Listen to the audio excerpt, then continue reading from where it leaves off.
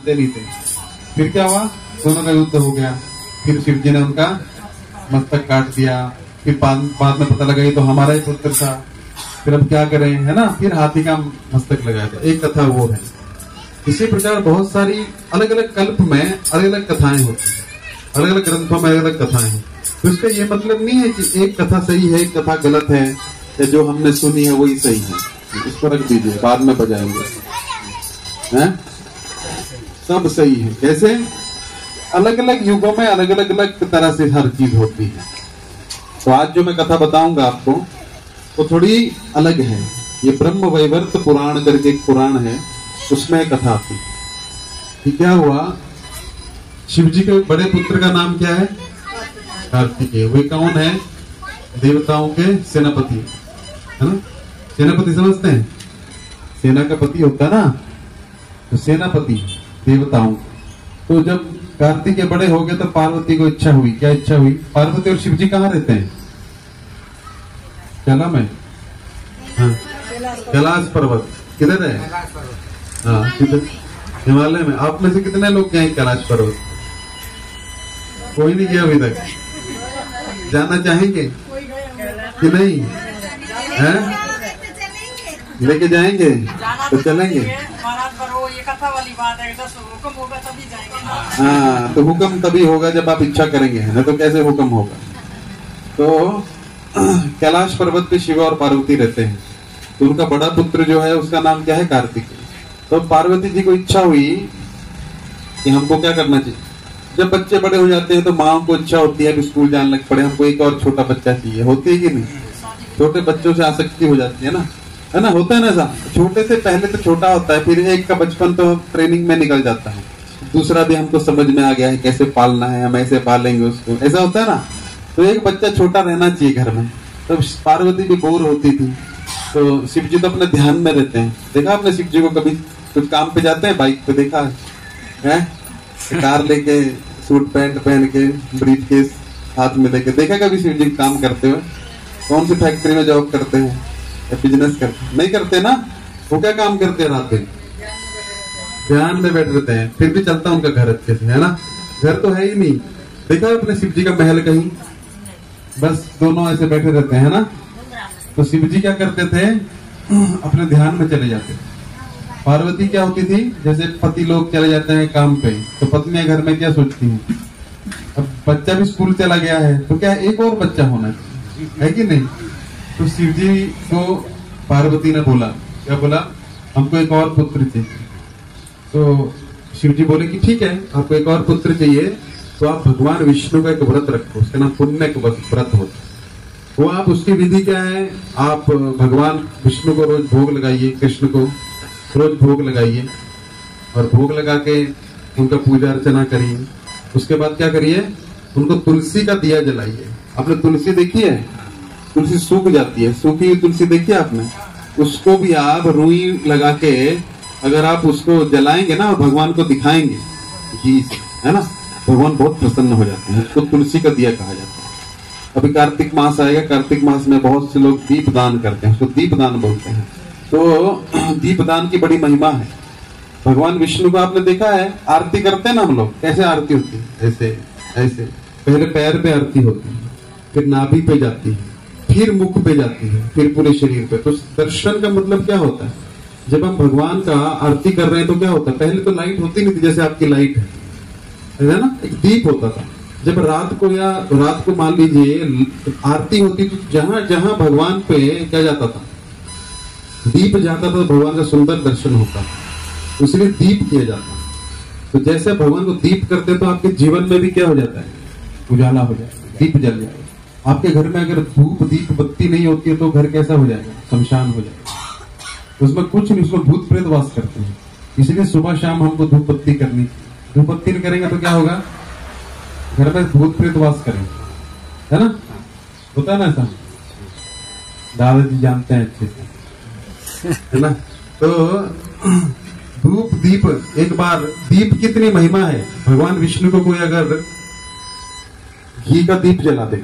एक बार क्या हुआ, एक मंदिर था, बहुत पुराना मंदिर होता है ना गांव में, तो क्या होता है, पुजारी भी 5 बजे आरती करके चला जाता है ना। फिर क्या होता है, एक दीप लगा के छोड़ देता है, फिर कोई नहीं आता उधर।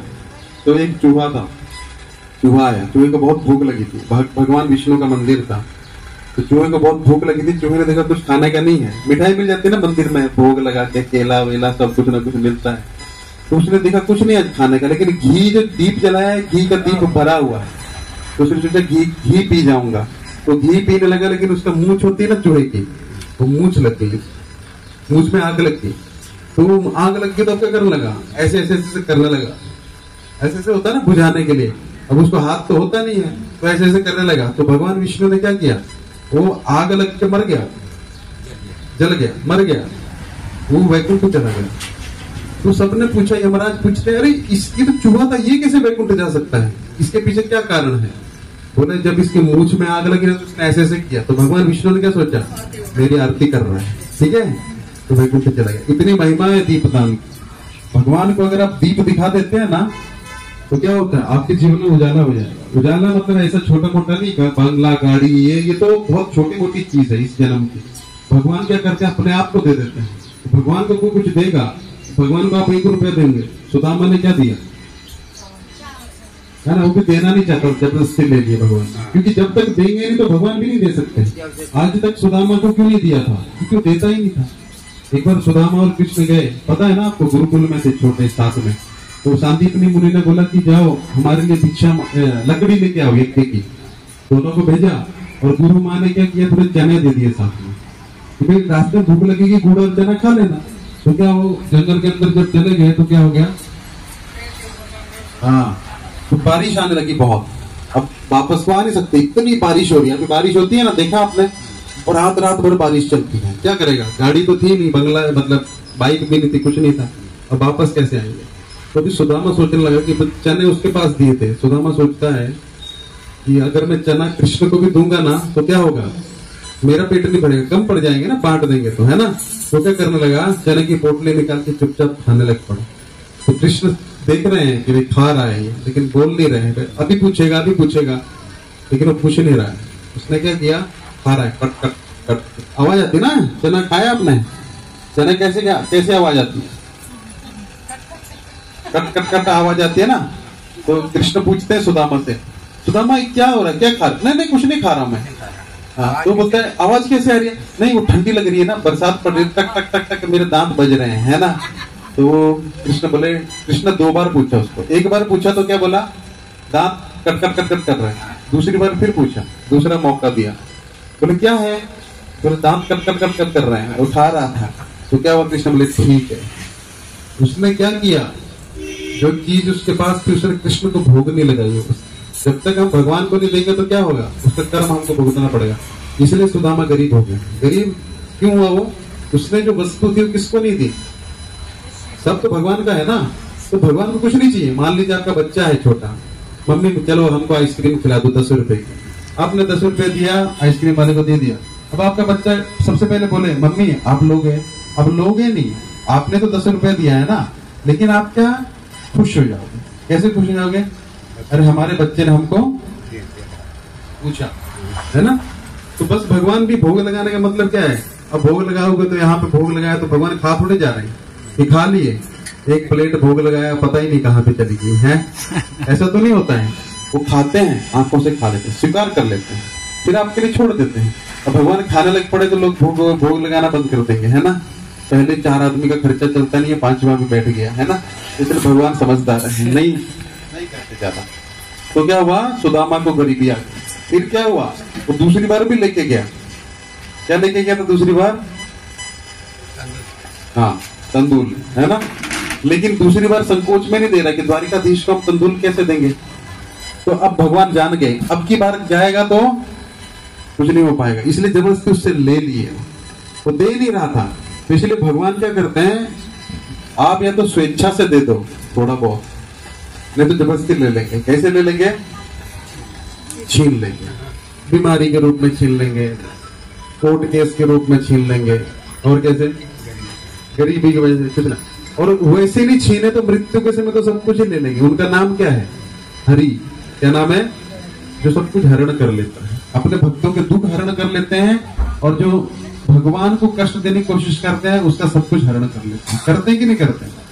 रावण हो गया, हिरणाक्ष हो गया, हिरण्यकशिपु हो गया, कुंभकर्ण हो गया, कंस हो गया, सबका क्या किया? ले लिया ना, है ना? तो यदि आप नहीं दोगे तो भगवान को लेना आता है। बलि महाराज समझते थे। बलि महाराज जानते हैं बलि महाराज ने क्या किया? बलि महाराज के पास भगवान गए, क्या बोले? क्या दे दो हमको? तीन पग भूमि दे दो। बलि महाराज समझदार थे। शुक्राचार्य समझा रहे हैं, अरे ये विष्णु है, सब कुछ ले लेगा। अरे अगर ये विष्णु है तो मैं नहीं दूंगा तब भी ले लेगा, है कि नहीं? भगवान के हजारों लाखों हाथ हैं। अब 2 हाथों से कितना ले पाओगे? और छीनने पे आएगा तो कितना बचा पाओगे? किसी न किसी तरह से ले लेंगे। तो बलि महाराज ने उनको क्या किया? 3 पग धरती दे तो दी, लेकिन 2 पग में सारा नाप लिया। तीसरा किसके ऊपर रखने को कहा? सर के ऊपर। तो भगवान प्रसन्न हो गए। सब भगवान का है ना। तो बलि महाराज की प्रसन्नता में पाताल लोक दे दिया। अभी अगली बार के इंद्र जो है वो बलि महाराज। और क्या वरदान दिया? जो रक्षाबंधन आपने मनाया ना, मनाया कि नहीं? बलि महाराज की पत्नी ने भगवान विष्णु को राखी बांधी। तो बोला कि क्या चाहिए? कि प्रभु जब भी मैं दरवाजा खोलूं तो मैं आपका दर्शन प्राप्त करूं। तो भगवान बोले ऐसा तो फिर मुझे पहरेदार बनना पड़ेगा। तो भगवान चतुर्भुज रूप लेके कहां पे है? पाताल लोक में। जैसे बलि महाराज अपने महल का दरवाजा खोलते हैं तो भगवान उनके पहरेदार बने हुए। ये भगवान आदान प्रदान करते हैं, कुछ नहीं चाहिए किसी से। तो उसी प्रकार क्या हुआ? अभी कथा में वापस आते हैं।